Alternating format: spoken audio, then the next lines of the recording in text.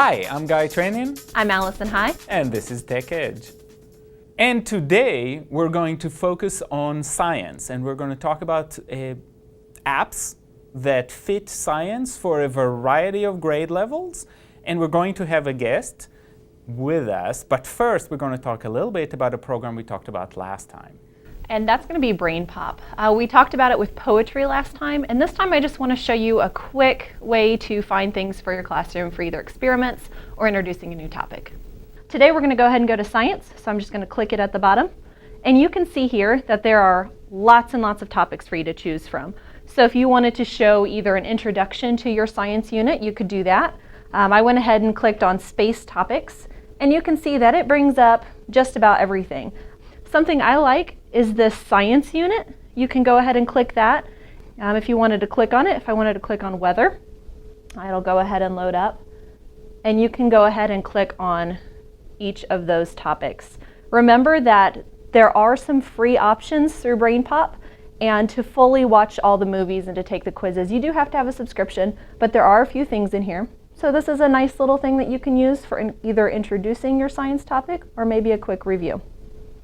Today we have with us Dr. Krista Adams, that knows so much more than me about science. She teaches here at UNL science methods education at all levels, elementary, middle school, and secondary. So, lead us. Today I'm going to be talking about some apps that are geared for the sciences, and specifically I have science in the life science, the physical science, and the earth science. All right, well, the first couple we're going to be looking at for life science is the Expedition White Shark and Discovery Kids. This is the first app we're going to look at is Expedition White Shark, and this one is run by the Marine Conservation Science Institute. The app right now shows tagged sharks. So these are sharks that are out in the ocean. This one, of course, is one of my favorite. It's Bite Face. Here's a picture of Bite Face. And as I scroll down a little bit on this site, I can click my location. And the fantastic piece is I can find out where Bite Face has been in the last month, 3 months, and 6 months. And if you'll see here, you can see a nice little red line, and that's his location or where he's been. If I scroll even closer to the coastline, you'll see all these red fins. Now, these are all shark attacks that have occurred along the coastline. And this one right here that I just touched, it's August 19th, 2003. It tells me the activity was surfing, where it was located, and the outcome. Well, this one was fatal. But anyway, the fantastic piece about here is, as I was saying, is Dr. Domier. He's updating this app on a regular basis. About 2 weeks ago, they were out in the Bahamas, and they were tagging new sharks. Now, the added piece, and this is where I'm excited, is this bit where we can click on, or connecting through Facebook, with the Marine Conservation Science Institute, we can actually talk to the scientists as they're collecting data. They will also tell us when data has been uploaded incorrectly, or things that they found out about their different sharks. And this one's by Discovery Kids. And this one is it has some fantastic music. The pictures I have actually been enjoying. So it has shark features. So if you were to say you were using the Expedition Great White, you can have the students and say, well, what about other apps? So we have types of sharks, so we could pull up. This one right here, you just click on, and it will give you specific information about the apps. If I push play.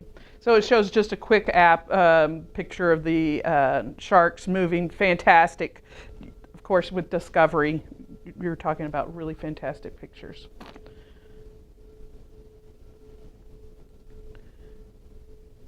And so then it pulls up after you watch this short little video.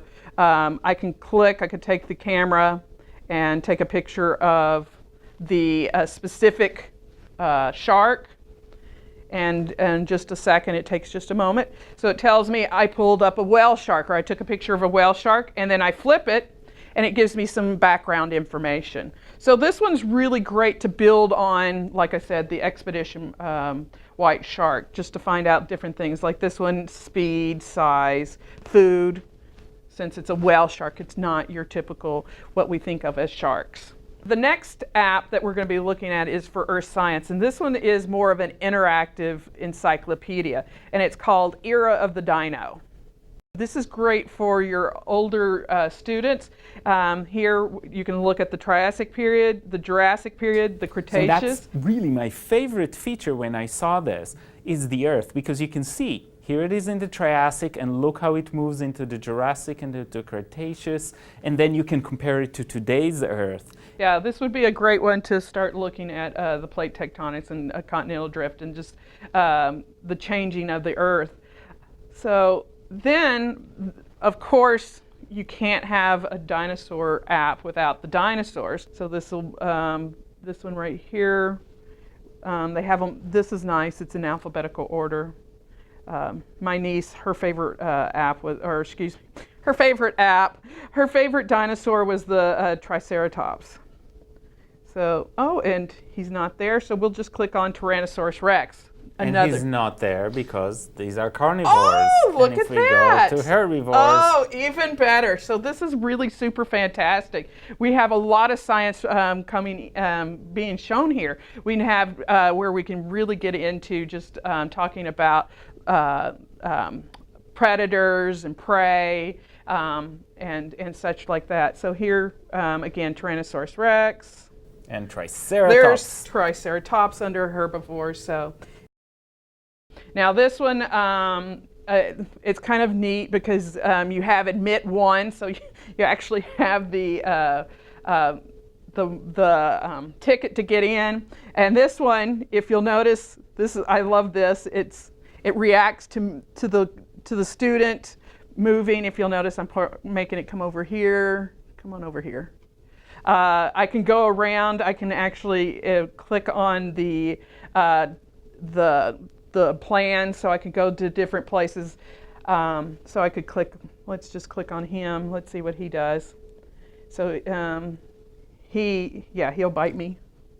So it's a really great one for your younger kids. And then you can, of course, click on the information, and it'll give you a little bit of background. So last, we're getting to the physical science. Yes. And physical science has so much in it, not that the others don't, but physical science has chemistry and physics and engineering and so many things.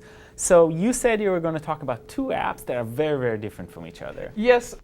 So I pulled one, the Science 360. Now, Science 360 could be used for almost any of your sciences, but it is a great app to look at. It's by the NSF, National Science Foundation, and so it's completely free. Super fantastic pictures, video, audio, and it's a great one to. I was saying that it might be a good one for Science Friday. You know, you're wanting to just look at something in science, or just the student is really interested because they saw on the news. So that would be a good one to look at. So as I said, we were looking at physical science. This is a great app or piece right here, and this one's looking at Newton's 3 laws. The object of making the tackle is you want to get the guy down and limit the amount of yards he's able to gain, especially after contact. When a tackle is performed correctly, it's not just a thing of defensive beauty. It's also an elegant depiction of Newton's third law of motion. One of the great things is it can demonstrate different parts or ideas in physical science, of course, biology, your life sciences, chemistry, and there were dinosaurs and things to that effect. So today we talked about science, and that was fun. Yes. And Dr. Krista Adams really helped us understand this, and we hope to have more guests as time goes on. Next time, we want to focus a little bit about math. Not everybody's favorite subject, but really there are some fantastic things about math, both for practice and for actually teaching concepts. So we're going to get a little bit into that next time. And if you have any questions, any requests, please don't hesitate to write to us. And we'll have our email address available on iTunes U and on our website. So please come visit and ask as many questions as you can. Great. Thanks for tuning in, and we look forward to seeing you next week.